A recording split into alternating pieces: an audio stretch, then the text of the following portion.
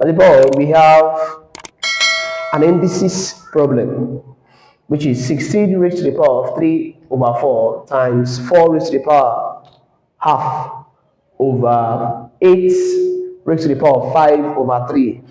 Now the question is, we should simplify this. How should we simplify this? First of all, when you see a power like this, what comes to your mind? The 4 under, which is denominator, comes out. Then you have a root. The 16 goes inside. And the 3, which is the numerator, becomes a power. Whenever you see something like this, the 4 becomes 4 root. Then the 16 you have there, which is a whole number, will be inside the root. Then the numerator becomes the power. The same thing comes to this part. Now, whenever you have half as a power, the half represents root, or you call it radical. This half here now represents a radical on its own. So whenever you have half, this half gives root 4. This half gives root 4. Half on its own represents or means a radical.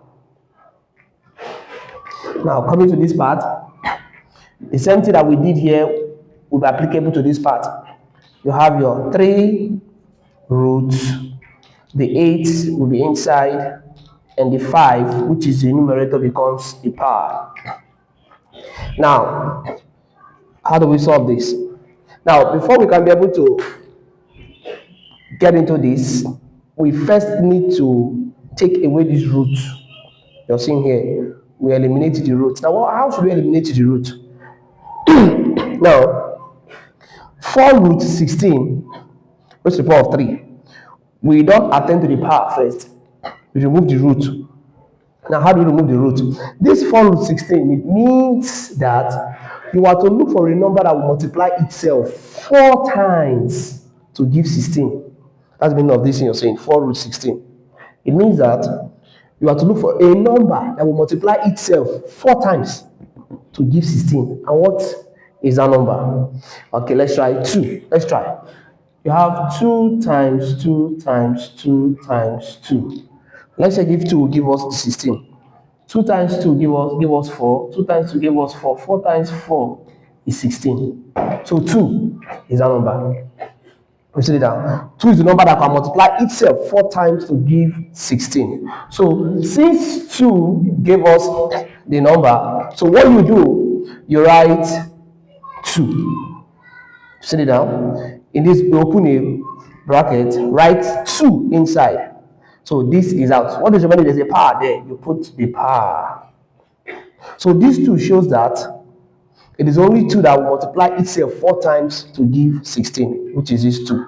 Open the bracket and write the power there. Now we are done with this. Come to the next one. So the square root of 4 is 2. You are done with that. Now to the next one.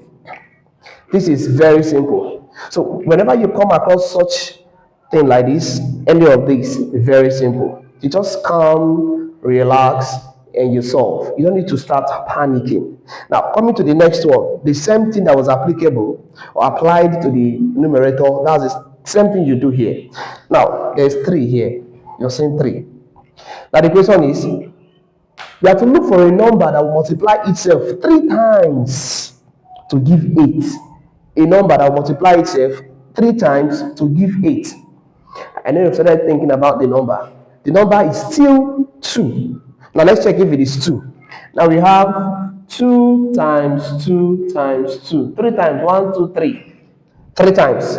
Now when we check, 2 times 2 is 4. 4 times 2 gives us 8. So 2 is the only number that can multiply itself 3 times to give 8.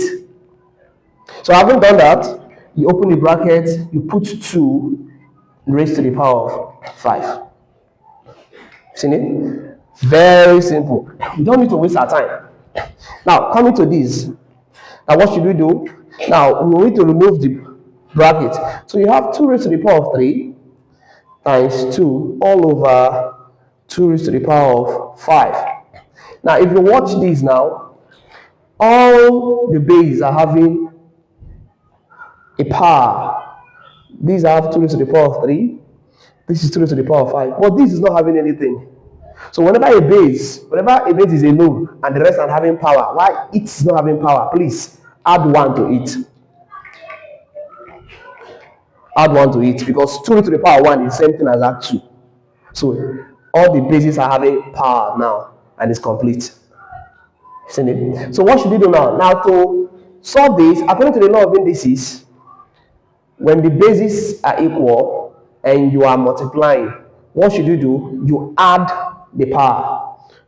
When the bases are equal and you're multiplying, the power will be added.